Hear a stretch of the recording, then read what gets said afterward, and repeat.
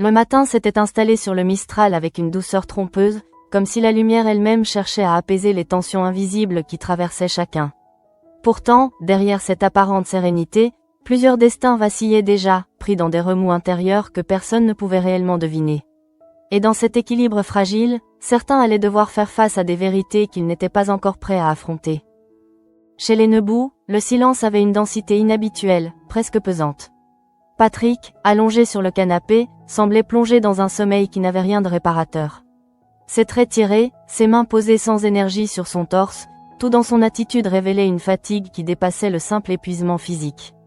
Il y avait dans son immobilité quelque chose de plus profond, comme une rupture intérieure difficile à nommer. Lorsque Yolande franchit la porte et le découvrit ainsi, elle comprit immédiatement que quelque chose s'était brisé en lui. Elle ne se contenta pas de l'observer, elle ressentit cette fracture comme un écho familier, comme si elle reconnaissait chez lui les traces d'une expérience qu'elle-même avait traversée. Ce n'était pas simplement de la fatigue, ni même du stress, mais une forme de désorientation existentielle.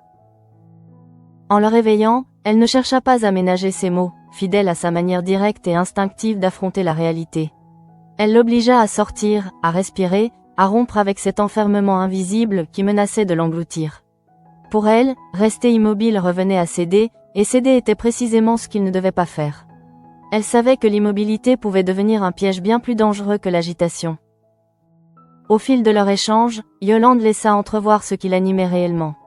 Elle évoqua sans détour cette sensation d'avoir frôlé la mort, cette prise de conscience brutale que la vie pouvait s'arrêter à tout moment, sans prévenir.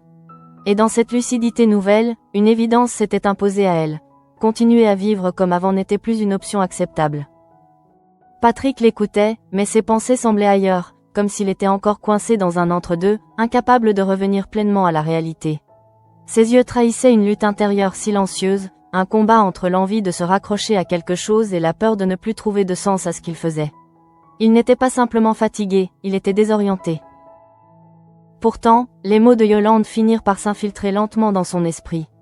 L'idée que la vie était trop courte pour s'enfermer dans une routine étouffante commença à faire son chemin. Ce n'était pas une révélation soudaine, mais une fissure dans ses certitudes, une ouverture vers une possibilité qu'il n'avait jamais vraiment envisagée jusqu'alors. Lorsqu'elle évoqua ces groupes de voyageurs qu'elle avait découverts en ligne, quelque chose changea imperceptiblement en lui. Ce n'était pas encore de l'enthousiasme, mais une forme de curiosité, presque oubliée. L'idée de partir, de rompre avec son quotidien, ne lui semblait plus totalement irréaliste. Elle devenait une échappatoire possible, un moyen de se reconnecter à lui-même. Pendant ce temps, au cabinet médical, Yolande ne put s'empêcher de partager son inquiétude avec Babette. Elle savait que Patrick ne laisserait rien transparaître devant sa femme, qu'il continuerait à jouer son rôle, à masquer ses failles derrière une apparente maîtrise. Mais pour elle, les signes étaient trop évidents pour être ignorés. Babette, de son côté, tentait de garder une posture rationnelle, comme elle le faisait toujours face aux situations complexes. Pourtant, une alerte sur son téléphone vint brusquement fissurer cette maîtrise. La notification indiquait une dépense importante, inattendue, qui ne correspondait en rien aux habitudes de Patrick. Ce détail, en apparence anodin, prit immédiatement une dimension inquiétante. Ce n'était pas tant le montant qui la troublait, mais ce qu'il révélait. Patrick n'était pas du genre à agir impulsivement, encore moins lorsqu'il s'agissait d'argent. Chaque décision chez lui était habituellement mesurée, réfléchie, contrôlée. Cette dépense soudaine indiquait donc un changement profond, un déséquilibre qui ne pouvait pas être ignoré. Le soir venu, la vérité se dessina avec une clarté déconcertante. Patrick s'était inscrit à un stage de surf. Ce choix, inattendu et presque déroutant, confirmait ce que Yolande avait pressenti. Il cherchait à fuir quelque chose, ou peut-être à se retrouver. Mais cette démarche, loin de rassurer Babette, accentua son inquiétude. Car derrière cette décision, elle percevait une instabilité nouvelle, une impulsion qui ne ressemblait pas à l'homme qu'elle connaissait. Elle ne savait pas encore si ce changement serait salvateur ou destructeur, mais une chose était certaine, Patrick était en train de basculer, et elle n'avait aucun moyen de prévoir jusqu'où cela le mènerait. Dans un autre coin du Mistral, une autre forme de tempête se préparait, plus intime, plus silencieuse, mais tout aussi violente. Apolline, enfermée dans sa chambre, faisait face à une douleur d'un autre ordre, une blessure invisible mais profondément ancrée. La rupture avec Léa avait laissé un vide qu'elle ne parvenait pas à combler. Le matin, lorsqu'elle reçut la visite de Luna, elle n'avait même pas la force de dissimuler son état. Ses mots sortaient sans filtre, portés par une fatigue émotionnelle qui la dépassait. Elle n'essayait pas de se montrer forte, elle ne cherchait pas à minimiser sa souffrance. Elle se contentait de dire la vérité, brute, sans protection. Luna, en l'écoutant, ne chercha pas à lui donner des solutions toutes faites. Elle connaissait trop bien ce type de douleur pour tomber dans des discours simplistes. Elle savait que certaines blessures ne pouvaient pas être réparées immédiatement, qu'elles nécessitaient du temps, mais aussi une décision consciente de ne pas sombrer. Ce qu'elle tenta de transmettre à Apolline n'était pas une leçon, mais une perspective. L'idée que la douleur, aussi intense soit-elle, ne devait pas devenir une identité. Qu'elle pouvait être traversée, transformée, dépassée. Mais encore fallait-il accepter de ne pas s'y abandonner complètement. Pour Apolline, cette idée restait encore difficile à saisir. Elle était encore trop immergée dans sa peine pour envisager un après. Chaque souvenir de Léa revenait comme une vague, imprévisible, incontrôlable. Et dans ce tumulte, il lui semblait impossible de retrouver un équilibre. Pourtant, au fil des heures, quelque chose commença à évoluer. Ce n'était pas une guérison, ni même un apaisement, mais une prise de conscience progressive. Elle comprit qu'elle ne pouvait pas laisser cette rupture définir l'ensemble de sa vie, qu'elle avait encore des responsabilités, des engagements, des personnes qui comptaient sur elle. Lorsqu'elle se rendit au pavillon des fleurs, cette tension intérieure était encore présente, mais elle tentait déjà de la contenir. Elle voulait prouver, peut-être à elle-même avant tout, qu'elle était encore capable d'agir, de réfléchir, de proposer des solutions. Mais le retard qu'elle avait accumulé la rattrapa brutalement. Le rendez-vous avait déjà eu lieu. Sa proposition n'avait plus aucune utilité. Ce constat, simple en apparence, eut un impact dévastateur sur elle. Il matérialisait ce qu'elle redoutait, que sa souffrance personnelle commence à affecter son travail, et par extension, les autres. De retour dans sa chambre, elle se retrouva seule face à cette réalité. Et dans ce silence, une décision commença à émerger. Pas une décision spectaculaire, ni même totalement assurée, mais une direction. Celle de ne pas laisser sa douleur prendre le dessus. Lorsque Steve arriva, elle n'était plus tout à fait la même. La tristesse était toujours là, mais elle était accompagnée d'une forme de détermination fragile. Elle lui parla de son besoin de prendre du recul, mais aussi de son envie de reprendre le contrôle, de ne pas laisser cette rupture détruire ce qu'elle avait construit. Le geste qu'elle fit ensuite fut peut-être le plus révélateur. Confier à Steve la boîte contenant ses souvenirs avec Léa. Ce n'était pas un rejet, ni un oubli. C'était une mise à distance, un acte symbolique qui marquait une transition. Elle ne voulait pas effacer ce qu'elle avait vécu, mais elle refusait de rester enfermée dedans. Puis vint le moment le plus difficile. Supprimer les photos. Une action simple, presque banale, mais qui prenait ici une dimension profondément émotionnelle. Chaque image effacée était une étape, une séparation, un renoncement. Et pourtant, à travers ce geste, elle reprenait peu à peu le contrôle. Elle ne tournait pas encore la page, mais elle cessait de la relire en boucle. Pendant ce temps, ailleurs, une vérité bien plus sombre continuait de s'enfouir sous les apparences, et elle ne tarderait pas à remonter à la surface. Dans le même temps, une autre tension, plus obscure, plus inquiétante, s'installait progressivement autour de la famille Kepler, comme une ombre qui refusait de disparaître malgré les apparences rassurantes. Ce qui s'était passé la veille dans le jardin continuait de résonner dans l'esprit de Thomas, incapable de retrouver une forme de sérénité depuis cette scène troublante. Il revoyait sans cesse cette image, presque irréelle, de Vanessa et Ophélie penchées au-dessus d'un trou fraîchement creusé, leurs gestes précipités, leurs regards chargés d'une inquiétude difficile à dissimuler. Ce n'était pas simplement étrange, c'était profondément dérangeant. Et surtout, cela ne correspondait en rien à l'explication qu'elle lui avait donnée. Le mensonge du chien enterré lui paraissait de plus en plus fragile à mesure qu'il y repensait. Il ne s'agissait pas d'un doute vague, mais d'une certitude qui commençait à prendre forme lentement. Quelque chose de grave s'était joué dans ce jardin, et il avait été témoin d'un moment qu'il n'aurait peut-être jamais dû voir. Le lendemain matin, ce malaise s'était transformé en une forme d'obsession silencieuse. Thomas tentait de reprendre le cours normal de sa journée, mais son esprit refusait de se détacher de cette scène. Chaque détail revenait avec une précision troublante, comme si son inconscient cherchait à lui faire comprendre quelque chose qu'il refusait encore d'admettre pleinement. Face à cette pression intérieure, une décision s'imposa à lui presque malgré lui. Il ne pouvait plus rester dans cette maison, pas tant qu'il n'aurait pas compris ce qui s'y passait réellement. Ce n'était pas une fuite, mais une nécessité, une manière de reprendre un peu de contrôle face à une situation qui lui échappait. Lorsqu'il en parla à Gabriel, son ton trahissait une fatigue émotionnelle inhabituelle. Il n'essayait pas de dramatiser, mais il ne minimisait pas non plus ce qu'il ressentait. Il demanda simplement à son compagnon d'aller récupérer leurs affaires, comme si retourner lui-même dans cette maison représentait une épreuve qu'il n'était pas prêt à affronter. Ce choix, en apparence pratique, révélait en réalité une peur plus profonde. Thomas craignait ce qu'il pourrait découvrir s'il revenait sur les lieux, comme si la vérité risquait de le dépasser. Et dans ce refus de confronter directement la situation, se dessinait déjà le poids du secret qu'il allait bientôt devoir porter. Pendant ce temps, à la Villa Kepler, Vanessa tentait de maintenir une apparence de contrôle, mais son regard trahissait une agitation intérieure qu'elle ne parvenait plus totalement à dissimuler. Elle observait sa fille avec une attention particulière, consciente que le véritable danger ne venait pas seulement de l'extérieur, mais aussi des pensées qui la rongeaient de l'intérieur. Ophélie, quant à elle, semblait enfermée dans un tourbillon de culpabilité et de doute. L'image d'Hugo ne cessait de revenir la hanter, comme un spectre impossible à chasser. Elle ne savait plus distinguer ce qu'elle avait réellement vu de ce qu'elle avait imaginé, ni si ses souvenirs étaient fidèles à la réalité ou déformés par la peur. C'est alors que Vanessa choisit d'intervenir, non pas avec brutalité, mais avec une forme de douceur calculée. Elle ne chercha pas à confronter sa fille, mais à la rassurer, à lui offrir une version de la réalité qui pourrait apaiser son esprit. Elle évoqua la possibilité qu'Hugo soit encore en vie, que tout ce qu'Ophélie croyait avoir fait n'était peut-être qu'une illusion. Cette hypothèse, loin d'être anodine, changeait complètement la perspective. Si Hugo avait survécu, alors Ophélie n'était pas une meurtrière. Elle n'était plus responsable d'un crime irréversible, mais simplement d'une erreur, d'un malentendu tragique.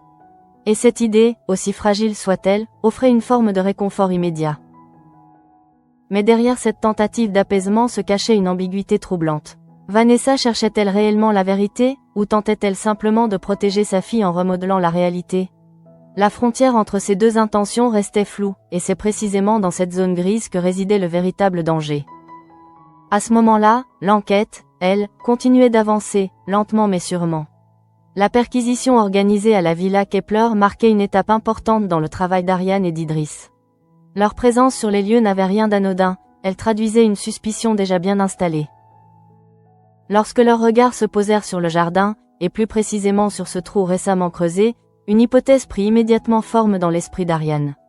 Pour elle, il ne s'agissait pas d'un simple hasard. Ce trou avait une signification, une fonction précise, et il était directement lié à l'affaire Hugo Basque. Son intuition la poussait à envisager une piste claire, l'argent volé. L'idée que le butin ait été enterré à cet endroit lui paraissait cohérente, presque évidente. Et plus elle y pensait, plus cette théorie s'imposait comme une évidence. Elle n'avait pas encore de preuves formelles, mais elle sentait qu'elle se rapprochait de quelque chose de crucial. Face à leurs questions, Ulysse Kepler tenta de garder son calme, mais la tension était palpable. Il répondait, expliquait, justifiait, mais chaque mot semblait soigneusement choisi, comme s'il cherchait à éviter de révéler plus que nécessaire. Cette retenue ne faisait qu'alimenter les soupçons. Dans cette atmosphère tendue, chaque silence devenait suspect, chaque hésitation prenait une importance disproportionnée. L'enquête ne reposait pas uniquement sur des faits, mais aussi sur des impressions, des intuitions, des incohérences. Et à ce jeu-là, Ariane était particulièrement redoutable. De retour au commissariat, elle décida de franchir une nouvelle étape en convoquant Thomas et Gabriel. Leur témoignage pouvait s'avérer déterminant, même s'ils n'en avaient pas conscience. En leur présentant une photo d'Hugo, elle espérait provoquer une réaction, un détail, une reconnaissance.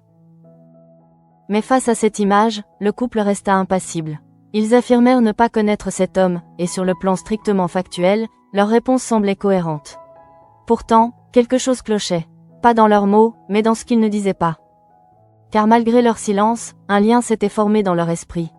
Le tatouage d'Hugo, ce détail particulier, faisait écho à un autre élément qu'ils avaient déjà observé. Un dessin, présent sur la porte d'entrée de la maison Kepler. Une coïncidence troublante, qui ne pouvait pas être ignorée. Et pourtant, ils choisirent de se taire. Ce silence n'était pas anodin. Il marquait un basculement, une décision consciente de ne pas révéler une information potentiellement essentielle. Ce n'était pas simplement une omission, mais un choix, celui de protéger quelque chose, ou quelqu'un, sans mesurer pleinement les conséquences. À cet instant précis, sans même s'en rendre compte, Thomas et Gabriel venaient de s'inscrire dans une dynamique dangereuse. Celle du secret partagé, du mensonge par omission, qui, une fois enclenché, devient difficile à interrompre. Et tandis que l'enquête avançait, que les tensions s'intensifiaient, une vérité continuait de se rapprocher, inexorablement. Prête à éclater au moment le plus inattendu. En fin de journée, une tension sourde s'était installée dans l'air du Mistral, presque imperceptible pour ceux qui n'étaient pas directement concernés, mais suffocante pour ceux qui portaient le poids des secrets. Thomas, plus que jamais, ressentait cette pression intérieure, comme si chaque minute qui passait le rapprochait d'une vérité qu'il redoutait autant qu'il cherchait à comprendre. Il avait passé la journée à tenter de rationaliser ses pensées, à remettre en question ses propres impressions, à se convaincre qu'il exagérait peut-être la gravité de ce qu'il avait vu. Mais malgré tous ses efforts, une certitude persistait, tenace, impossible à faire taire. Ce trou dans le jardin, ce regard paniqué d'Ophélie, cette tension chez Vanessa, tout cela formait un ensemble cohérent, trop cohérent pour être ignoré. Lorsqu'il convoqua Vanessa au Mistral, ce ne fut pas un geste impulsif, mais l'aboutissement d'un long processus intérieur. Il savait qu'il franchissait une limite, qu'il s'engageait dans un terrain dangereux où les réponses risquaient de le dépasser. Mais il ne pouvait plus reculer. L'ignorance était devenue plus insupportable que la vérité. Lorsque Vanessa arriva, elle conserva cette posture maîtrisée qui la caractérisait, ce mélange d'élégance et de contrôle qui lui permettait de garder une longueur d'avance dans presque toutes les situations. Pourtant, face au regard de Thomas, quelque chose changea légèrement.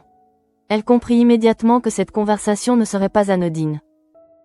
Thomas n'entra pas dans des détours inutiles. Il évoqua directement le jardin, le trou, la scène qu'il avait observée. Ses mots restaient mesurés, mais leur précision révélait une détermination nouvelle. Il ne cherchait pas à accuser, mais à comprendre. Et dans cette quête, il ne laissait plus de place aux explications superficielles.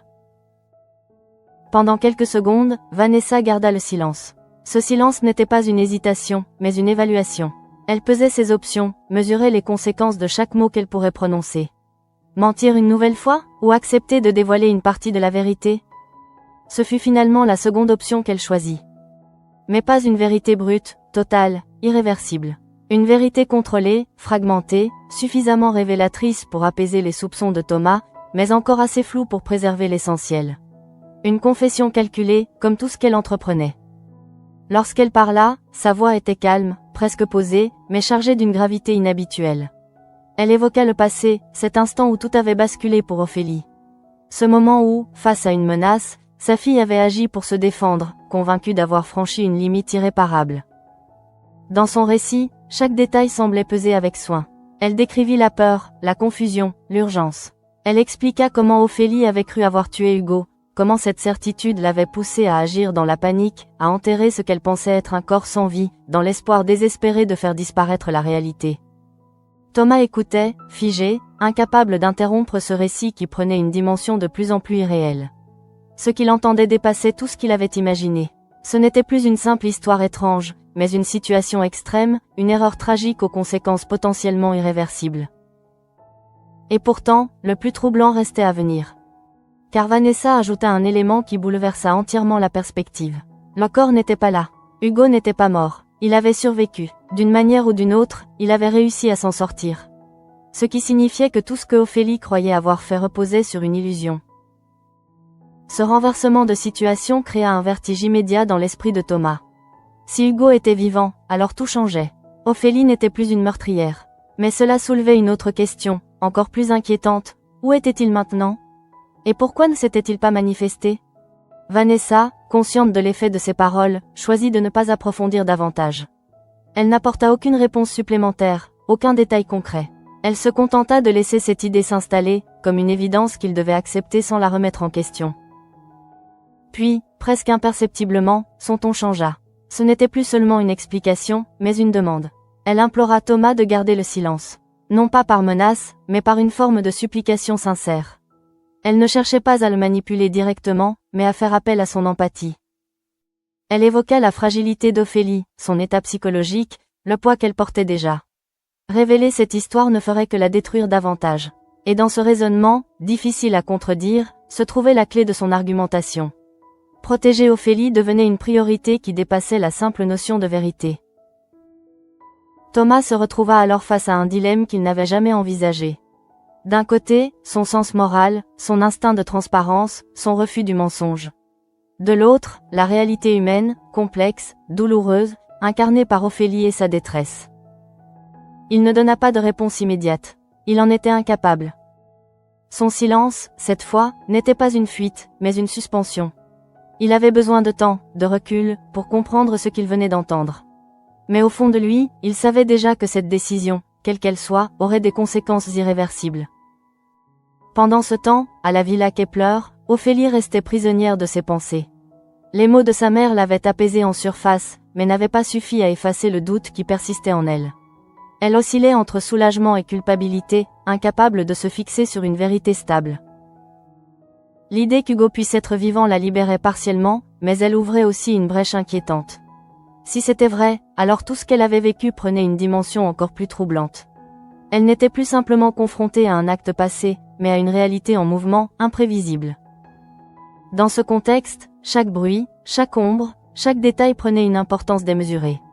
Son esprit cherchait des signes, des indices, des preuves. Mais au lieu de réponses, elle ne trouvait que davantage de questions. Et dans cet état de fragilité extrême, une chose devenait de plus en plus évidente. La vérité, quelle qu'elle soit, ne resterait pas enterrée encore longtemps. À ce moment-là, l'enquête menée par Ariane prenait une tournure plus précise, presque inquiétante dans sa progression méthodique. Ce qui, au départ, n'était qu'une intuition, une piste parmi d'autres, se transformait peu à peu en une conviction solide. Le jardin des Kepler n'était plus un simple détail, mais un élément central d'un puzzle qui commençait à révéler sa cohérence. Ariane n'était pas du genre à s'arrêter à une impression. Chaque indice, même infime, devenait pour elle une porte d'entrée vers une vérité plus large.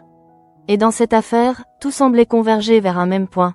Hugo Basque n'avait pas simplement disparu, il avait laissé derrière lui des traces que quelqu'un tentait désespérément d'effacer. De retour au commissariat, elle reprit chaque élément avec une rigueur implacable.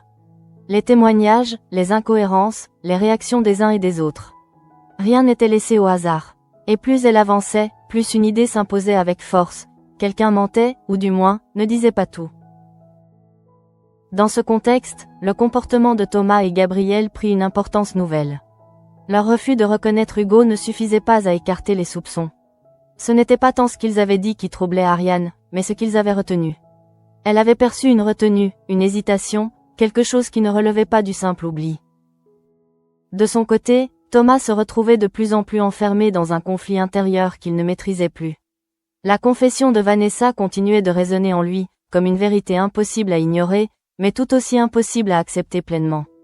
Chaque détail de ce qu'elle lui avait révélé venait bousculer ses repères, ses certitudes, sa manière de voir le monde. Il n'était plus seulement un témoin passif. Il était devenu un détenteur de secrets. Et cette position, qu'il n'avait jamais choisie, commençait à peser lourdement sur lui.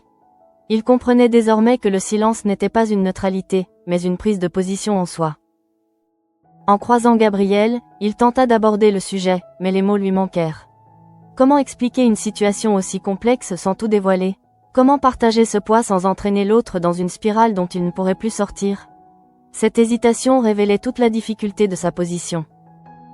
Gabriel, quant à lui, percevait que quelque chose n'allait pas, sans en comprendre l'origine. Il sentait la tension chez Thomas, cette manière de se refermer, de peser chaque mot, de fuir certains sujets. Mais faute d'éléments concrets, il ne pouvait qu'observer, inquiet, cette distance qui s'installait progressivement entre eux.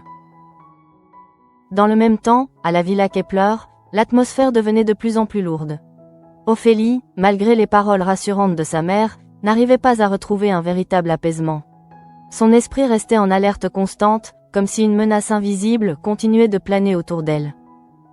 Elle repensait à ce moment précis, à cette nuit où tout avait basculé. Les images revenaient par fragments, jamais complètement claires, jamais totalement cohérentes. Elle se souvenait de la peur, de l'urgence, de ce sentiment d'être acculée. Mais dès qu'elle tentait de reconstituer l'ensemble, quelque chose lui échappait. Cette incertitude devenait elle-même une source d'angoisse. Car ne pas savoir était parfois plus insupportable que la vérité. Elle aurait presque préféré être certaine d'avoir commis l'irréparable plutôt que de rester prisonnière de ce doute incessant. Vanessa, de son côté, continuait de jouer un rôle délicat. Elle devait maintenir l'équilibre entre protection et dissimulation, entre soutien et manipulation. Chaque parole, chaque geste était calculé pour éviter que la situation ne lui échappe complètement. Mais plus elle tentait de contrôler les événements, plus elle sentait que quelque chose lui échappait. L'enquête avançait, les soupçons se resserraient, et surtout, les éléments extérieurs devenaient de plus en plus difficiles à anticiper. Elle n'avait plus la maîtrise totale qu'elle avait toujours su conserver.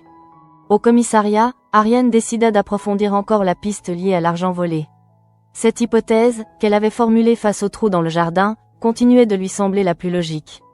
Si Hugo avait caché son butin, alors il était probable que quelqu'un ait tenté de le récupérer ou de le dissimuler. Dans cette perspective, le comportement de la famille Kepler prenait un sens particulier. Leur nervosité, leurs explications floues, leur volonté de minimiser certains éléments. Tout cela pouvait s'expliquer par une tentative de protéger quelque chose de plus important que ce qu'ils laissaient entendre.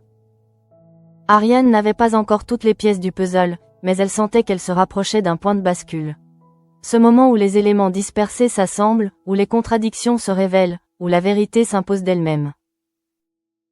Et dans cette dynamique, chaque acteur de l'affaire était en train de se repositionner, consciemment ou non. Certains tentaient de se protéger, d'autres de comprendre, d'autres encore de manipuler la réalité pour éviter qu'elle ne les dépasse. Thomas, lui, se trouvait au cœur de cette mécanique, sans vraiment en maîtriser les règles. Il savait que son silence ne pourrait pas durer indéfiniment. Que tôt ou tard, il devrait faire un choix. Parler, et risquer de détruire Ophélie. Ou se taire, et devenir complice d'une vérité dissimulée. Cette tension atteignait un point critique lorsqu'il se retrouva seul, face à ses propres pensées. Pour la première fois, il envisagea clairement les conséquences de ses actes, ou plutôt de son inaction. Et cette prise de conscience fut brutale. Car il comprit que quoi qu'il fasse, il ne pourrait pas sortir de cette situation sans en payer le prix. Pendant ce temps, Ophélie, de plus en plus fragile, commençait à percevoir le monde autour d'elle comme une menace diffuse. Les regards, les silences, les absences, tout lui semblait chargé de sens. Elle ne savait plus à qui faire confiance, ni même à elle-même. Et dans cet état de tension extrême, une certitude commençait à s'imposer, lentement mais inexorablement. Quelque chose allait bientôt éclater. Dans le même temps, une tension presque palpable s'était installée dans tous les recoins du Mistral, comme si chaque personnage avançait désormais sur une ligne invisible, prêt à basculer à tout moment. Les événements récents n'étaient plus des fragments isolés, mais les pièces d'un ensemble qui menaçait de s'effondrer sur lui-même.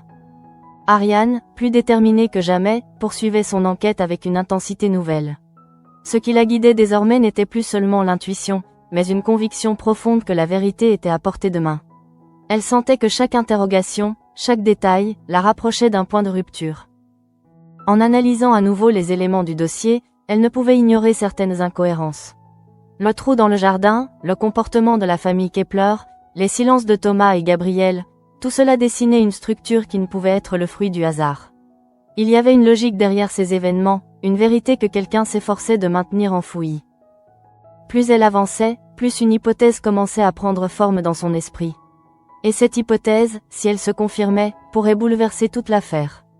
Car elle ne concernait plus seulement un vol ou une disparition, mais une erreur dramatique, un enchaînement de décisions prises dans la panique. Pendant ce temps, Thomas se retrouvait de plus en plus acculé par le poids du secret qu'il portait. La confession de Vanessa avait transformé sa perception de toute l'affaire. Il ne pouvait plus considérer les choses de manière objective, car il connaissait désormais une partie de la vérité que les autres ignoraient. Chaque fois qu'il croisait le regard d'Ariane, il ressentait une forme de pression silencieuse. Comme si elle savait, sans preuve, qu'il détenait une information essentielle. Cette sensation, irrationnelle mais persistante, renforçait son malaise. Il avait l'impression d'être observé, évalué, mis à l'épreuve. Dans ces moments de solitude, son esprit oscillait sans cesse entre deux décisions opposées. D'un côté, il savait que révéler ce qu'il savait pourrait permettre à l'enquête d'avancer, peut-être même d'éviter un drame plus grave. De l'autre, il ne pouvait ignorer les conséquences pour Ophélie, déjà fragilisée, déjà au bord de l'effondrement. Ce dilemme ne cessait de s'intensifier, au point de devenir presque insupportable. Il comprenait désormais que le silence n'était pas une solution durable, mais il n'était pas encore prêt à en assumer le contraire. Et dans cet entre-deux, il se retrouvait paralysé, incapable d'agir. Au même moment, Ophélie s'enfonçait dans une spirale de plus en plus inquiétante. Malgré les paroles rassurantes de sa mère, son esprit refusait de s'apaiser. Au contraire, les doutes semblaient se multiplier, se renforcer, prendre une ampleur qu'elle ne maîtrisait plus. Elle se surprenait à revivre certaines scènes avec une intensité troublante. Des détails qu'elle n'avait pas remarqués sur le moment revenaient avec une précision presque anormale. Des sensations, des bruits, des images. Tout semblait ressurgir de manière désordonnée, comme si son esprit tentait de reconstituer une vérité fragmentée. Mais plus elle cherchait à comprendre, plus elle se perdait. L'idée qu'Hugo puisse être vivant ne la libérait pas totalement. Au contraire, elle créait une nouvelle angoisse. Si c'était vrai, alors il pouvait apparaître à tout moment. Il pouvait revenir. Il pouvait la confronter à ce qu'elle avait fait, ou cru faire. Cette pensée, d'abord fugace, devint progressivement obsédante. Chaque bruit dans la maison, chaque mouvement dans l'ombre, chaque présence inattendue devenait une source de tension. Elle ne faisait plus la différence entre le réel et ce que son esprit projetait. Et dans cet état de fragilité extrême, la frontière entre la peur et la paranoïa commençait à s'effacer. Vanessa, en observant sa fille, comprenait que la situation lui échappait progressivement. Elle avait voulu la protéger, lui offrir une version de la réalité moins destructrice. Mais elle réalisait désormais que cette stratégie avait ses limites. Car le doute, une fois installé, ne disparaît pas aussi facilement. Elle tenta de maintenir une présence rassurante, de contrôler l'environnement, de limiter les facteurs de stress. Mais au fond d'elle, une inquiétude grandissait. Et si elle avait sous-estimé l'impact de ce qu'Ophélie avait vécu? Et si la vérité, même atténuée, était déjà trop lourde à porter? Dans ce climat de tension, chaque personnage avançait vers un point de bascule sans en avoir pleinement conscience. Ariane, en poursuivant ses investigations, se rapprochait dangereusement de la vérité. Thomas, en gardant le silence, se rapprochait d'une décision inévitable. Et Ophélie, en s'enfonçant dans ses peurs, se rapprochait d'un effondrement qu'elle ne pourrait peut-être pas éviter. Et puis, imperceptiblement, quelque chose changea. Ce n'était pas un événement spectaculaire, ni une révélation soudaine. C'était une accumulation, un seuil franchi sans que personne ne s'en rende compte immédiatement. Comme si tous les éléments en place avaient atteint leur point de saturation. À partir de cet instant, il n'était plus question de savoir si la vérité allait émerger, mais quand et comment. Et surtout, qui en subirait les conséquences les plus lourdes. À cet instant précis, tout semblait suspendu, comme si le temps lui-même retenait son souffle avant de laisser éclater ce qui ne pouvait plus être contenu. Les tensions accumulées, les silences, les doutes, les mensonges. Tout convergeait vers un point de rupture inévitable, dont personne ne pouvait encore mesurer l'ampleur. Ariane, de son côté, avançait désormais avec une certitude presque dérangeante. Elle n'avait pas encore toutes les preuves nécessaires, mais elle sentait que la vérité était là, à portée de main, dissimulée derrière une série de décisions prises dans la précipitation. Pour elle, il ne faisait plus de doute que quelque chose de grave s'était produit autour d'Ophélie. Ce qui la troublait le plus n'était pas seulement l'acte en lui-même, mais tout ce qui l'entourait. Le silence de certains témoins, les incohérences dans les témoignages, la nervosité de la famille Kepler, autant d'éléments qui, mis bout à bout, dessinaient une réalité bien plus complexe que ce qu'elle avait imaginé au départ. Dans le même temps, Thomas atteignait un point de saturation émotionnelle. Le poids du secret qu'il portait devenait trop lourd pour être ignoré. Il comprenait désormais que chaque minute de silence le rapprochait d'une forme de complicité involontaire. Et cette idée, profondément ancrée dans ses valeurs, devenait de plus en plus difficile à supporter. Pourtant, il n'arrivait toujours pas à franchir le pas. Car au-delà de la vérité, il y avait Ophélie. Son regard, sa fragilité, la détresse qu'il avait perçue chez elle. Il savait que révéler ce qu'il savait pourrait avoir des conséquences irréversibles. Et dans ce dilemme moral, aucune option ne lui semblait acceptable. Cette tension atteignit son paroxysme lorsqu'il se retrouva face à Gabriel. Le regard de son compagnon, inquiet mais confiant, agissait comme un miroir. Il voyait dans ses yeux une attente, une volonté de comprendre, mais aussi une confiance implicite. Et c'est précisément cette confiance qui le paralysait. Car parler, c'était aussi briser cet équilibre fragile. Pendant ce temps, à la villa Kepler, la situation d'Ophélie devenait de plus en plus préoccupante. Son état psychologique, déjà instable, commençait à basculer vers quelque chose de plus profond, de plus inquiétant. Elle ne parvenait plus à distinguer clairement ce qui relevait du réel et ce qui appartenait à ses peurs. Chaque bruit lui semblait suspect. Chaque silence devenait oppressant. Elle avait l'impression constante d'être observée, suivie, jugée. Et dans cet état de tension permanente, son esprit cherchait désespérément des réponses qu'il ne pouvait pas trouver. La possibilité qu'Hugo soit vivant ne la rassurait plus. Au contraire, elle alimentait une angoisse nouvelle, plus insidieuse. Car si c'était vrai, alors il pouvait revenir. À tout moment, sans prévenir, et la confronter à une réalité qu'elle n'était pas prête à affronter. Vanessa, consciente du danger, tentait de maintenir une forme de stabilité autour de sa fille. Mais pour la première fois, elle se retrouvait confrontée à une situation qu'elle ne maîtrisait plus totalement. Les mots ne suffisaient plus, les explications perdaient leur efficacité, et la peur, elle, continuait de grandir. Elle comprenait désormais que le véritable danger ne venait pas seulement de l'enquête, mais de l'intérieur même d'Ophélie. Dans ce contexte, chaque personnage se retrouvait face à ses propres limites. Ariane, déterminée à faire éclater la vérité, s'approchait d'un point où elle devrait agir sans avoir toutes les réponses. Thomas, prisonnier de son silence, se rapprochait d'une décision qui changerait tout. Vanessa, en tentant de protéger sa fille, risquait de précipiter sa chute. Et Ophélie, au centre de cette tempête, se trouvait de plus en plus isolée. Puis, dans ce fragile équilibre, une évidence s'imposa. La vérité ne pouvait plus rester enfouie. Qu'elle éclate par choix, par erreur ou par accident, elle finirait par surgir, emportant avec elle toutes les protections construites jusque-là. Et lorsque ce moment viendrait, il ne serait plus possible de revenir en arrière. Dans le silence qui suivit, chacun, à sa manière, semblait déjà ressentir l'impact de ce qui allait se produire.